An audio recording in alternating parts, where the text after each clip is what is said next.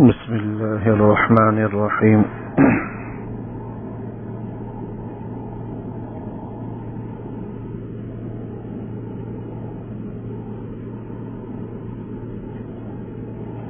وعن أبي هريرة رضي الله تعالى عنه قال قال رسول الله صلى الله عليه وسلم: إن مما يلحق المؤمن من عمله وحسناته بعد موته علما علمه ونشره وولدا صالحا تركه ومصحفا ورثه أو مسجدا بناه أو بيتا لابن السبيل بناه أو نهرا أجراه أو صدقة أخرجها من ماله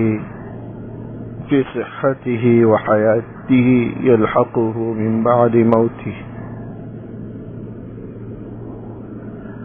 حدیث نمبر 254 ہے جو حضرت ابو ہریرہ رضی اللہ تعالی عنہ سے منقول ہے۔ حضرت ابو ہریرہ رضی اللہ تعالی عنہ حضور نبی اکرم صلی اللہ علیہ وسلم کے ارشاد گرامی نقل فرماتے ہیں کہ ایک ایمان والے کو اپنے مرنے کے بعد جن اعمال کا ثواب پہنچتا ہے، جن نیکیوں کا ثواب پہنچتا ہے، ان میں سے تو ایک وہ علم ہے جو اس نے سیکھا، پھر اس کو عام کیا، پھیلایا، اور دوسری نیک اولاد ہے جو دنیا میں چھوڑ کر گیا، او مصحفا ورثہ، یا قرآن مجید جو اس نے کسی کو وارث بنایا، یعنی قرآن مجید کسی کو سکھلایا، قرآن پڑھایا اپنی اولاد کو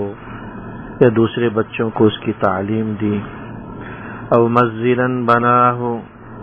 یا کوئی مسجد جو اس نے دنیا میں تعمیر کی، یا کوئی گھر جو مسافروں کے لیے اس نے مسافر خانے کے طور پر تعمیر کیا، یا کوئی نہر یا کنواں جاری کر دیا، یا کوئی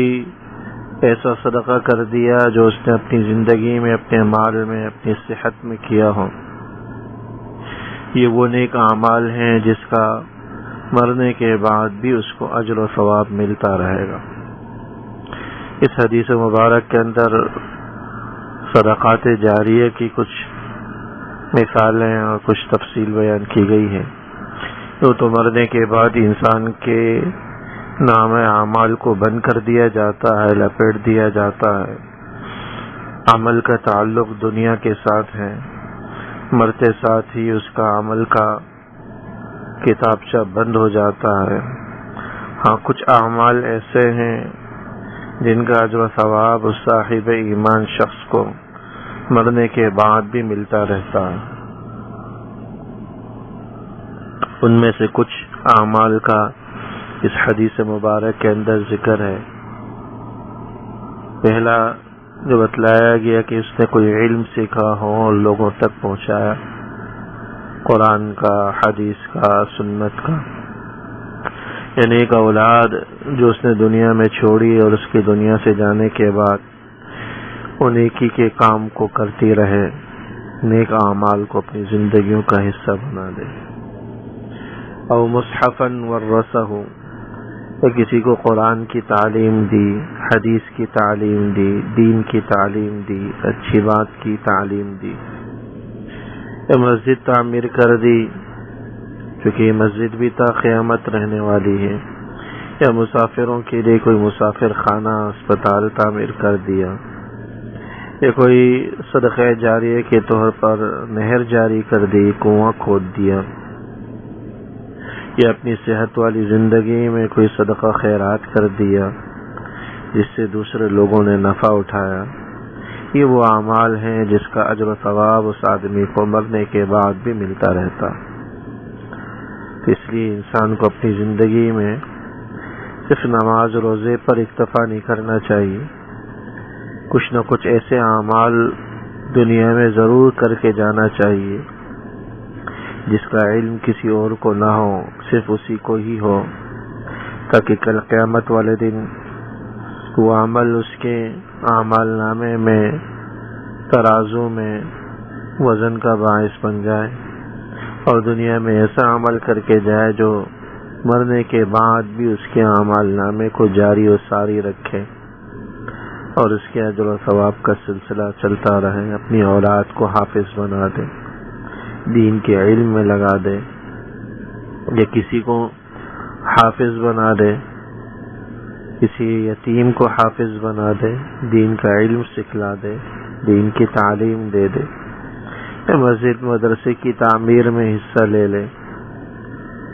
ذرا سا بھی حصہ، من بنا للہ مسجدا، حدیث میں آتا ہے جو اللہ کے لیے مسجد بنائے، بن اللہ لہ بیتا فی الجنہ، تو اللہ اس کے لیے جنت میں گھر بنا دیتے. علماء اس حدیث کی تفسیر میں لکھتے ہیں کہ اس سے مراد پوری مسجد بنانا نہیں، ایک گھونسلے کے بقدر بھی اگر جگہ مسجد کے اندر اس نے بنا دی تو اس پر بھی اللہ کی طرف سے اجر و ثواب ہے کہ بن اللہ لہ بیتا فی الجنہ، اللہ اس کے لیے جنت میں محل بنا دیتے ہیں، گھر بنا دیتے ہیں. اللہ جل شانہ عمل کرنے کی توفیق عطا فرمائے.